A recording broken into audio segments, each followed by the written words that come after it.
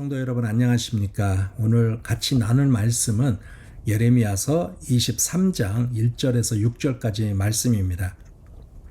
내 목장이 양떼를 죽이고 흩어버린 목자들아, 너희는 저주를 받아라. 나 주의 말이다.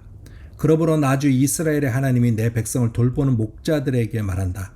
너희는 내 양떼를 흩어서 몰아내고 그 양들을 돌봐주지 아니하였다. 너희의 그 악한 행실을 내가 이제 벌하겠다. 나 주의 말이다. 이제는 내가 친히 내 양떼 가운데서 남은 양들을 모으겠다. 내가 쫓겨났던 모든 나라에서 모아서 다시 그들이 살던 목장으로 데려오겠다. 그러면 그들이 번성하여 수가 많아질 것이다.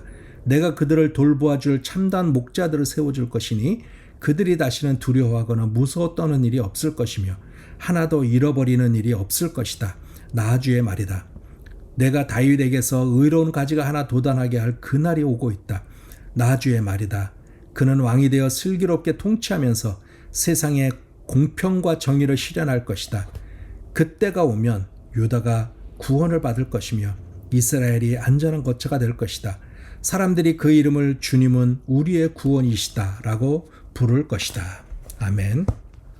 오늘 이 본문 말씀이 기록된 시기는 BC 589년에서 587년 즈음으로 그렇게 추측을 합니다. 그 당시는 여호야긴 당시인데요.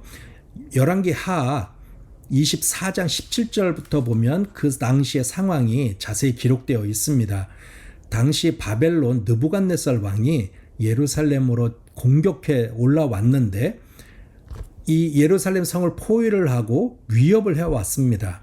그래서 여호야긴 왕과 그리고 신하들이 나가서 인사를 하러 나갔는데 느부갓네살 왕과 이 바벨론 군대들이 여호야긴 왕을 그냥 그 자리에서 바로 포로로 잡아서 끌고 갔습니다.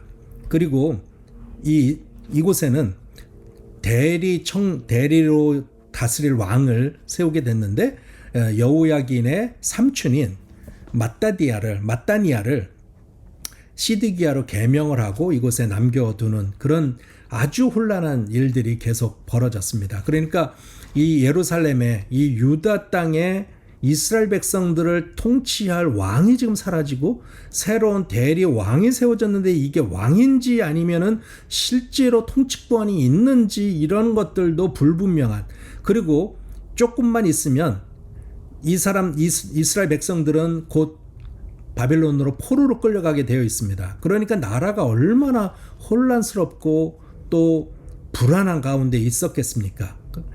이 당시의 상황을 한마디로 말한다면 소망이 없는, 그야말로 내일도 없는 나라다, 이렇게 이야기를 할 수가 있을 것입니다. 지금 우리가 겪고 있는 어떤 나라의 그런 상황과 비슷한 그런 때가 아닌가 생각이 됩니다.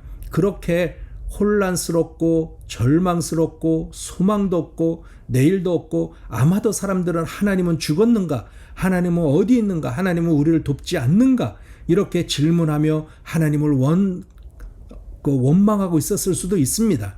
그때 하나님께서 이 백성들에게 주신 약속의 말씀이 오늘 본문 말씀입니다. 이제 나라가 망해가고 있는데, 포로로 모든 백성들이 끌려갈 위기의 상황인데, 내일을 알 수 없는 소망도 다 끊어진 그런 상황인데 하나님께서는 소망의 약속을 주십니다.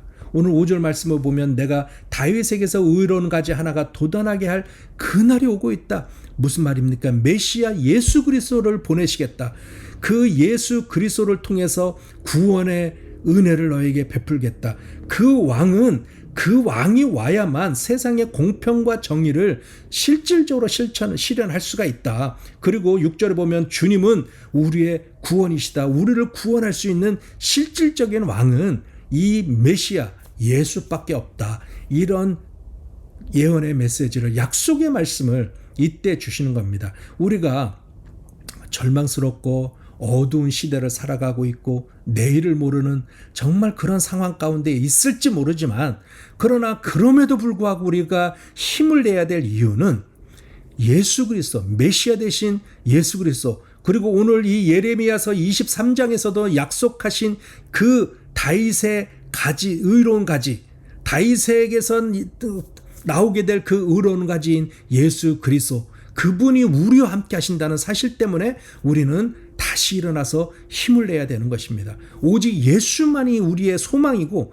예수만이 우리의 실질적인 통치자이고 예수만이 우리에게 공평과 정의를 실현할 수 있는 분이라는 사실을 우리가 꼭 기억을 해야 될 것입니다.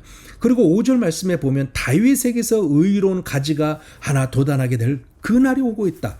여기서는 가지라고 표현을 했는데요. 이 가지라는 단어의 히브리어는 체마흐라는 말은 싹이란 뜻입니다.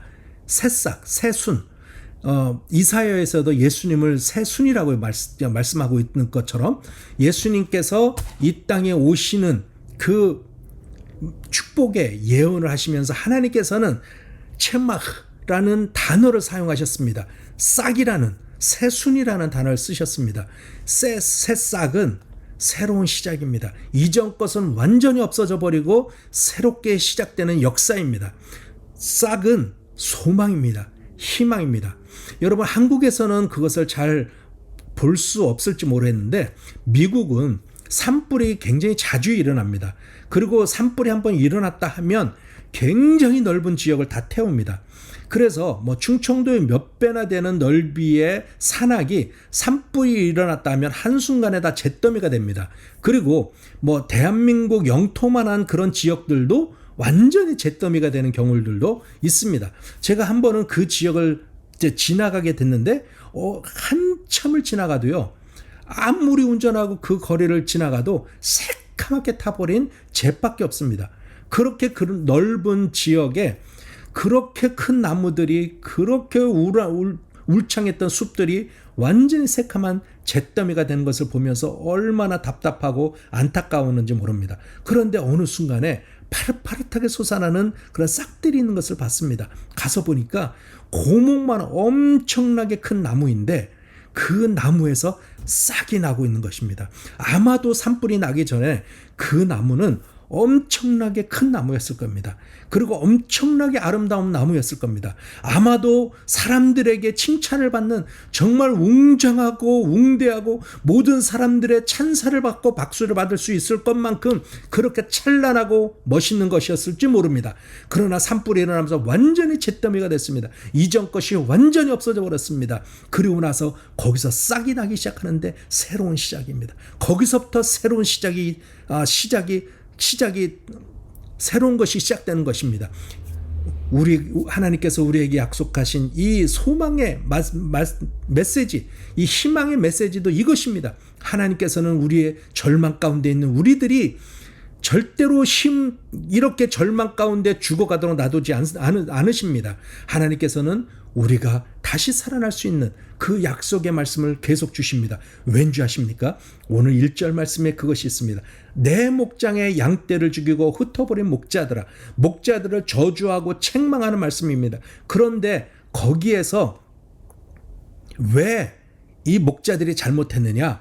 양떼들을 죽이고 흩어버리고 제대로 관리하지 않았다는 거죠. 그런데 이 양떼가 어떤 양떼입니까? 하나님께서 말씀하시는 내 목장의 양떼라는 겁니다. 내 양떼라는 겁니다. 하나님의 백성이라는 겁니다. 하나님의 소유된 자라는 겁니다. 우리는 그냥 여기서 살다가 그냥 없어지는 존재가 아니라 하나님께서 아끼는 양떼들이라는 겁니다. 하나님의 목장 안에 있는 양떼라는 겁니다. 우리는 그냥 다른 사람들에 의해서 좌지우지되는, 어떤 권력자들에 의해서 좌지우지되는 그런 존재들이 아니라는 겁니다.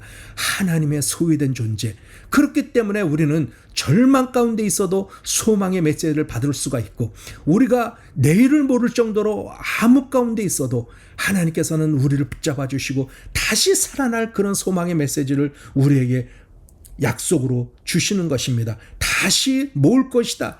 그리고 이곳에서 번성하게 될 것이다. 많아지게 될 것이다. 이것이 우리에게 주시는 하나님의 약속이고 축복의 말씀입니다. 그런데 이 양떼는 우리 울타리 안에 있는, 교회 안에 있는 성도들만일까요? 예수님이 이 땅에 오셔서 우리에게 정의해 주신 양떼는 열방에 있는 모든 민족입니다.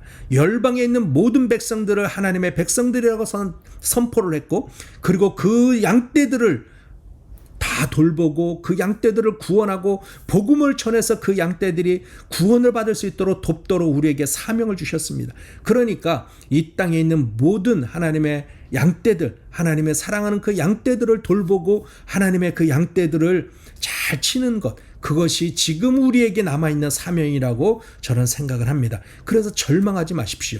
하나님은 우리를 결단코 놓지 않으십니다. 하나님은 소망의 약속을 우리에게 주셨습니다.